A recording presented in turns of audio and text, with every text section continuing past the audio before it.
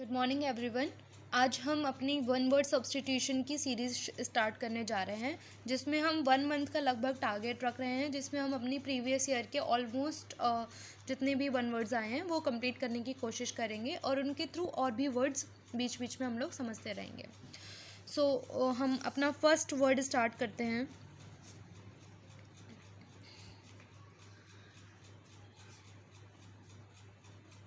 बहुत ही इंपॉर्टेंट है ये और एग्ज़ाम में डायरेक्ट पूछे जाता है वन वर्ड सब्स्टिट्यूशन, अदरवाइज़ किसी भी तरह सेंटेंस में यूज़ करके ये पूछे जाते हैं।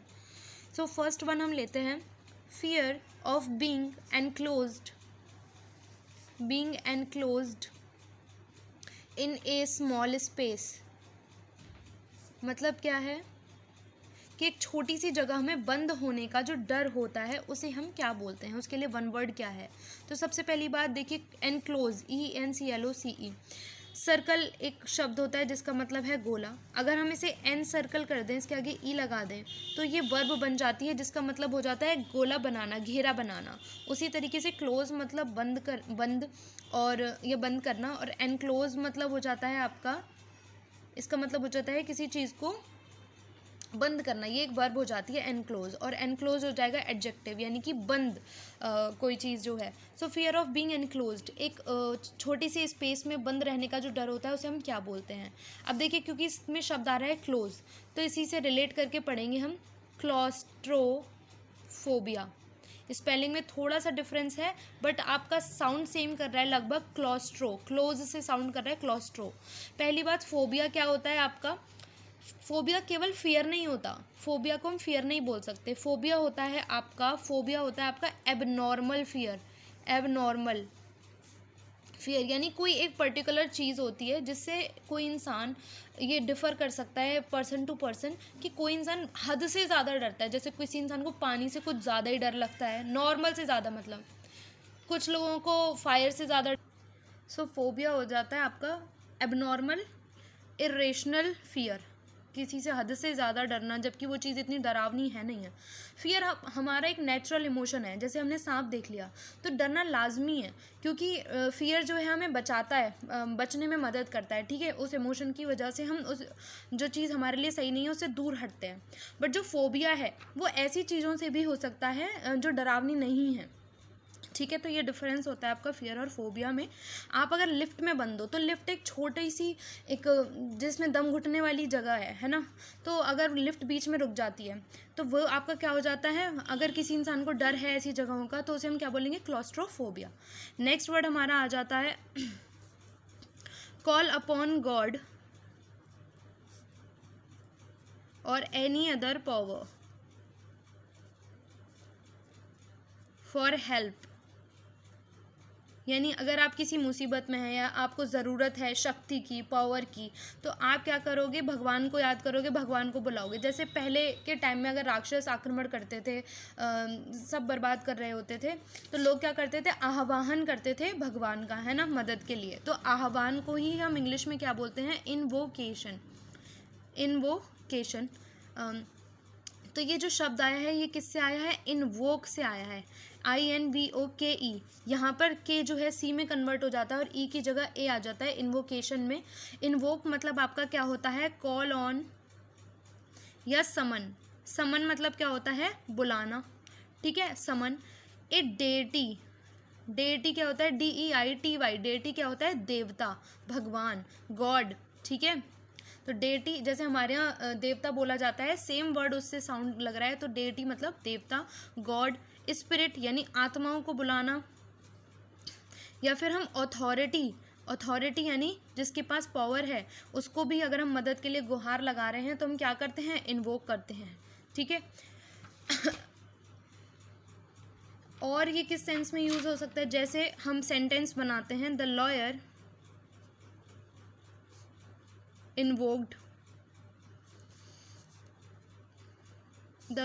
Invoked, article 21। तो यहाँ पर क्या हो गया, इन्वोक्ड आर्टिकल 21, यानी उन्होंने हेल्प के लिए किस आर्टिकल को रेफर किया, आर्टिकल 21 को। कोई आर्ग्यूमेंट वो कर रहे होंगे तो इन्वोक्ड आर्टिकल 21, यानी कि उन्होंने आर्टिकल 21 को बुलाया या उसे कॉल किया, है ना। उसे क्या बोलेंगे हम यहाँ पे, साइट किया। साइट मीन्स क्या होता है, किसी चीज़ का साइट मीन्स क्या होता है, उल्लेख करना किसी चीज़ का, कोट करना, है ना, ये हो जाता है आपका site. The lawyer invoked article 21। दूसरा एक और शब्द होता है मिलता जुलता, जो होता है इवोक। अब ये इन्वोक जो होता है, इवोक मतलब भी होता है कॉल ऑन, पर यहाँ पर डिफरेंस क्या होता है, इन्वोक होता है आपका जिनके पास पावर है, अथॉरिटी है, ऐसी चीज़ों को बुलाना, ऐसी चीज़ों को मदद के टाइम पर उनको बुलाना। लेकिन इवोक मतलब क्या होता है कि call on emotions, hidden emotions, यानी अंदर के जो इमोशंस हैं, फीलिंग्स हैं, ठीक है, उन्हें बाहर किसी तरह से लाना, वो आपका क्या कहलाता है, इवोक कहलाता है। जैसे इवोक या his tears evoked public sympathy. अब ये सिंपैथी मतलब क्या है, सिंपैथी मतलब हो जाता है सहानुभूति, सहानुभूति। तो इवोक्ड सिंपैथी यानी कि उसके आंसुओं ने क्या किया, पब्लिक सिंपैथी, पब्लिक की जो सहानुभूति थी वो इवोक करी, वो प्राप्त करी, उसे कॉल ऑन किया, ठीक है, यानी लोगों की सिंपैथी बाहर आ गई उनके टीयर्स देखकर। तो इवोक मतलब क्या होता है, कोई चीज़ बाहर आ जाना जो अंदर छुपी हुई है, इमोशन, फीलिंग्स वगैरह, ठीक है। इस सिंपैथी। एक और शब्द होता है एम्पैथी। इसका मतलब क्या होता है, सिंपैथी और एम्पैथी में डिफरेंस क्या है। देखिए सिंपैथी मतलब क्या है, किसी के साथ कुछ गलत हुआ और आपके अंदर उसके लिए दया भाव है या आपको उसके लिए बुरा फील हो रहा है, तो वो हो गई सिंपैथी। बट एम्पैथी मतलब क्या हो जाता है, किसी के दुख को महसूस करना, यानी कि जैसे अगर मान लीजिए आपके साथ कोई ट्रेजेडी हुई है और वही हो चुकी है कभी, और दूसरे इंसान के साथ अब वो ट्रेजेडी हुई है, सो आप क्या कर रहे हो कि आप उसके साथ फिर एम्पैथाइज करोगे, एम्पैथी, आप एम्पैथी शो करोगे। ये नाउन है सिंपैथी, एम्पैथी, लेकिन अगर आप वर्ब के तौर पे यूज़ करोगे तो आप क्या बनाओगे इन्हें, सिंपैथाइज, एम्पैथाइज, यानी इनकी जो वर्ब हो जाएंगी वो हो जाएंगी sympathise and empathise. So difference यही है कि किसी के साथ कुछ गलत हुआ, आपको बुरा लगा, आप उसे सिंपैथाइज करोगे, सिंपैथी शो करोगे। लेकिन अगर आप उस दर्द को फील कर पा रहे हो, आपके साथ भी वो हो चुका है पहले, ठीक है, तो आप क्या करोगे, उसे एम्पैथाइज करोगे। This is the difference. उसके बाद इवोक के जैसा ही एक मतलब इवोक का सिनोनिम है, दैट इज एलिसिट। एलिसिट मतलब भी क्या हो जाता है, एलिसिट मतलब भी सेम चीज़ हो जाती है, कॉल फॉर्द। कॉल फॉर्द मतलब क्या है, जो चीज़ है उसे आगे लाना, बाहर लाना, ठीक है। तो जैसे कि एलिसिट, ये हम और चीज़ों के लिए भी यूज़ कर सकते हैं, जैसे एलिसिट इज सॉल्यूशन, एक हल निकालना, कोई हल खोजना, निकालना, ठीक है, एलिसिट इज सॉल्यूशन।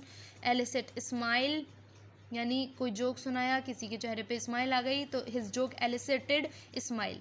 इनकी फॉर्म्स क्या हो जाती हैं, invoke, invoked, invoked, regular verb है, ईडी ईडी लग जाता है, ठीक है, और इवोक, इवोक्ड, इवोक्ड, ठीक है, ईडी ईडी लग जाता है।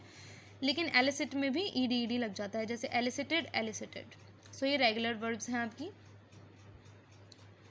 ठीक है, एलिसिट, एलिसिटेड। एक आपका वर्ब हो जाता है ये एलिसिट और इलिसिट, ये आपके होमोफोन्स हो जाते हैं, यानी थोड़े सिमिलर साउंड करते हैं, बट इनमें अंतर ज़मीन आसमान का होता है।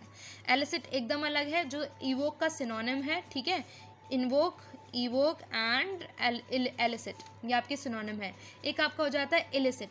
एक चीज़ ध्यान रखिएगा, आगे आई एल है ना, तो वो नेगेटिव होता है हमेशा, जैसे I L, illicit, illegal and illegible, ठीक है। इसमें डिफरेंस पढ़ते हैं, देखिए इलिसिट और इलीगल। इलीगल सबको पता है कि गैर कानूनी या फिर अनलॉफुल, लॉ मतलब कानून, ठीक है, और अनलॉफुल मतलब गैर कानूनी, तो इलीगल मतलब हो गया गैर कानूनी। इलिसिट भी आपका क्या होता है, गैर कानूनी होता है, अनलॉफुल होता है, पर ये इलीगल जो होता है वो ओनली लॉ के लिए यूज़ होता है, जबकि इलिसिट जो होता है वो अनलॉफुल, इमोरल, यानी अनएथिकल।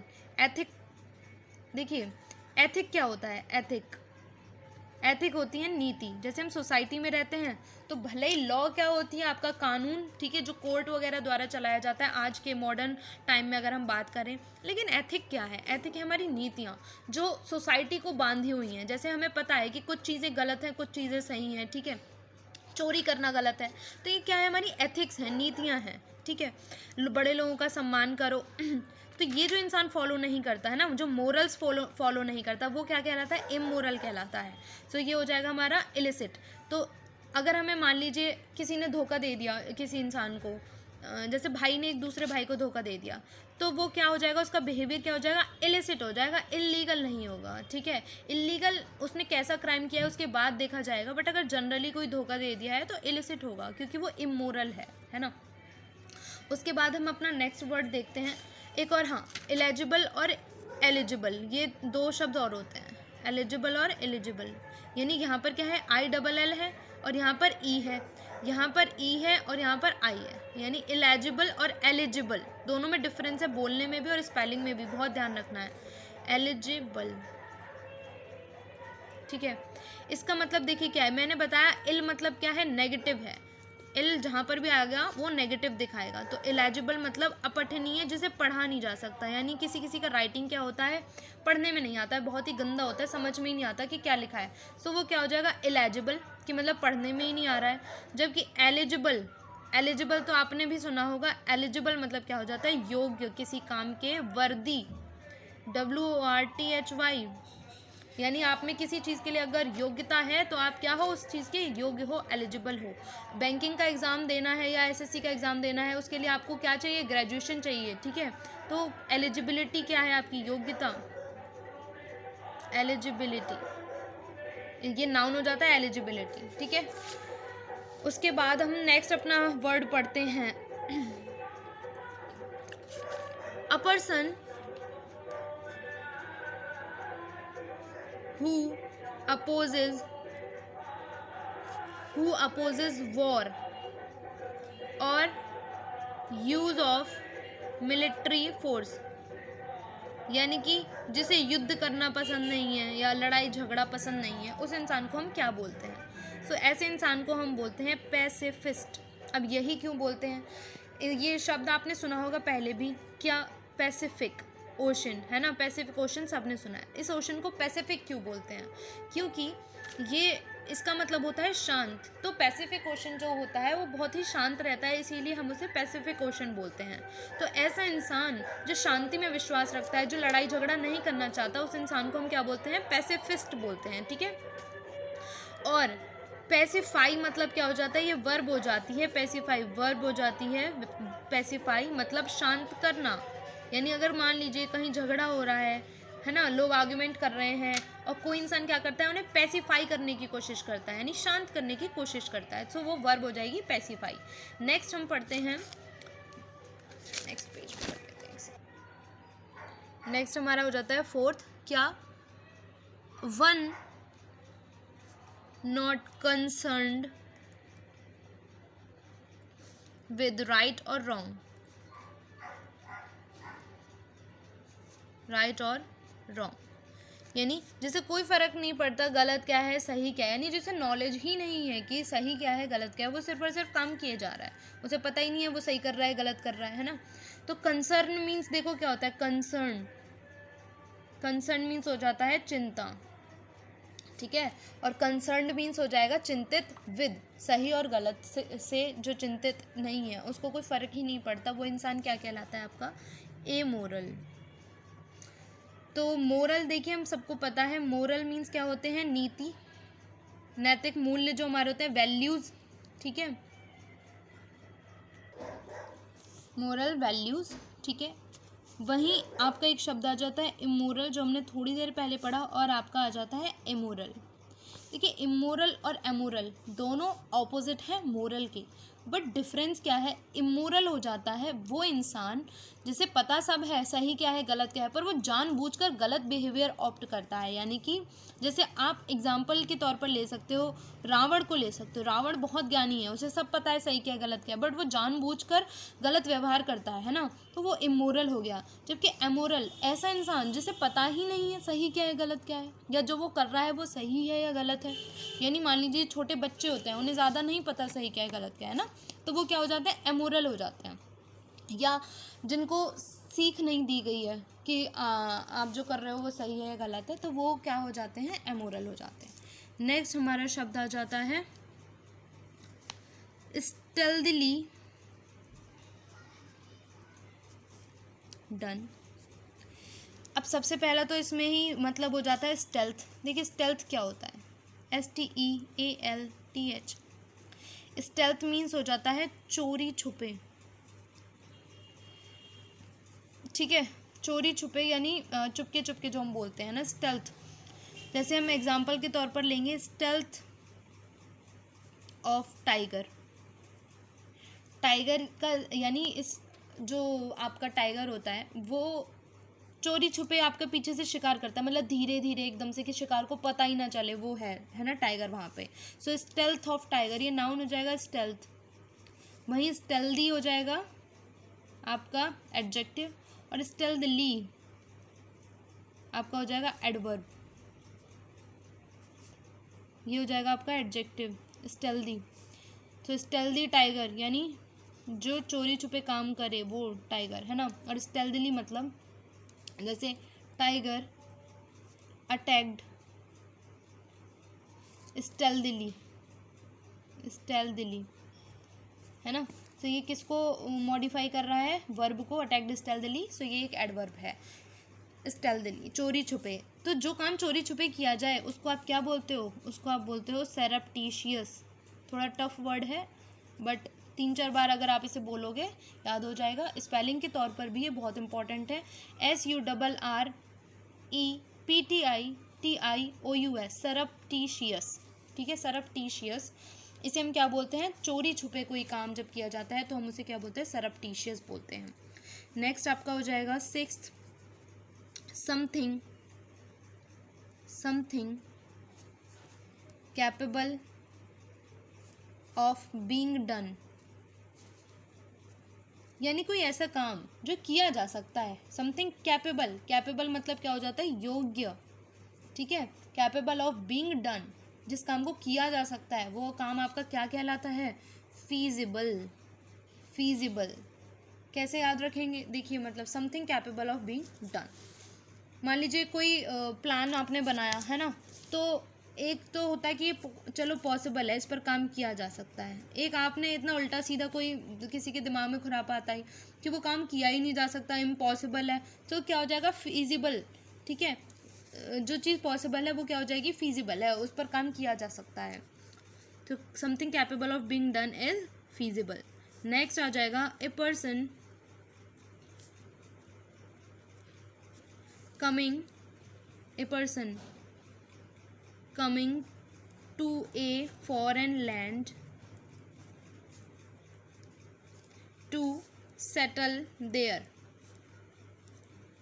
यानी कोई ऐसा इंसान जो एक फॉरेन मतलब क्या हो जाता है, विदेश, अपने देश को छोड़कर किसी और देश जाता है और वहाँ पर फॉरेन को और क्या बोलते हैं, एब्रोड, ABROAD, एब्रोड भी बोलते हैं, बहुत प्रचलन में है मतलब ये शब्द, ठीक है। सेटल देयर, तो एक इंसान जो अपना देश छोड़ के दूसरे जगह जाता है उसे हम क्या बोलते हैं, इमिग्रेंट। इमिग्रेंट 3 शब्द आते हैं हमारे। सबसे पहला आ जाता है माइग्रेट, ठीक है, जिसका नाउन हो जाता है माइग्रेंट। देखो माइग्रेट वर्ब आपकी हो जाती है और माइग्रेंट नाउन और एडजेक्टिव दोनों ही हो जाते हैं, ठीक है। तो क्या इसका मतलब क्या हो जाता है, माइग्रेट यानी काम के लिए या फिर बेहतर जीवन के लिए अपनी जगह छोड़ना, है ना, अपना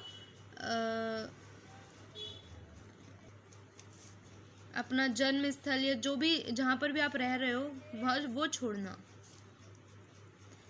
ठीक है। जैसे गांव के लोग हैं वो शहरों में जाते हैं अच्छी कमाई करने के लिए, उन्हें हम क्या बोलते हैं, ऐसे लोग, वो लोग करते क्या है, माइग्रेट करते हैं, और उन्हें बोला क्या जाता है, माइग्रेंट्स बोला जाता है, ठीक है, प्रवासी जिन्हें हम बोल सकते हैं।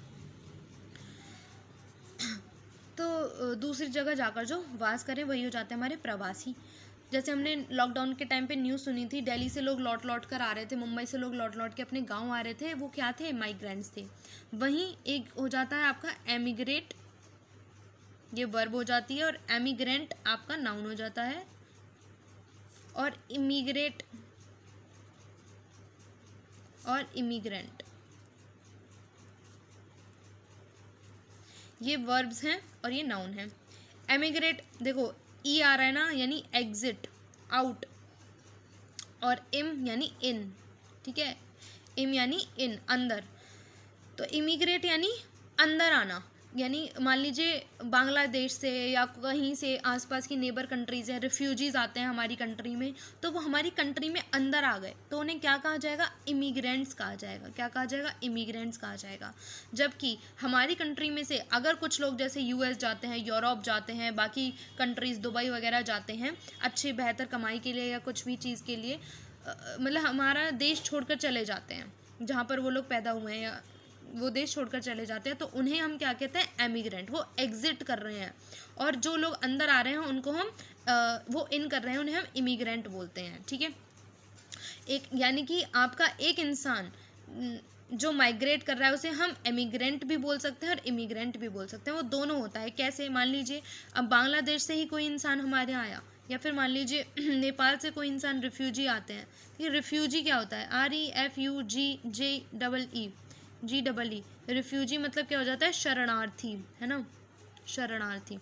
जैसे जैसे किसी और देश के लोग हैं और वहाँ पर कुछ दंगे हो रहे हैं या कुछ हो रहा है, और वो लोग क्या करते हैं, जैसे म्यांमार में अभी बहुत दंगा चल रहा है और वहाँ पे लोग क्या कर रहे हैं, बांग्लादेश में जाने की कोशिश कर रहे हैं, मतलब वहाँ से, जिससे कि वो अपनी जान बचा सकें। तो बांग्लादेश जब अब उनको जगह देगा, अपने देश में रोकेगा, तो वो वहाँ पर क्या कहलाएंगे? रिफ्यूजी, शरणार्थी कहलाएंगे, है ना, वहाँ के नागरिक नहीं कहलाएंगे। सो जैसे नेपाल से कोई सिटीज़न आया तो इंडिया में आकर वो क्या कहा जाएगा? इमिग्रेंट कहा जाएगा। और नेपाल से एग्जिट करा उसने तो नेपाल में उसे क्या कहा जाएगा? एमिग्रेंट कहा जाएगा, है ना। तो फॉर नेपाल वो एमिग्रेंट हो जाएगा। नेपाल टू इंडिया आया, ठीक है, सो नेपाल के लिए वो एमिग्रेंट हो जाएगा और इंडिया में आकर वो इमिग्रेंट हो जाएगा। This is the basic difference between immigrant emigrant. बहुत इंपॉर्टेंट है। सो आज यहीं पर हम एंड कर रहे हैं। आई होप ये आपको समझ में आया हो, और इसी तरह हम अपना आगे का कंटिन्यू करेंगे। Thank you.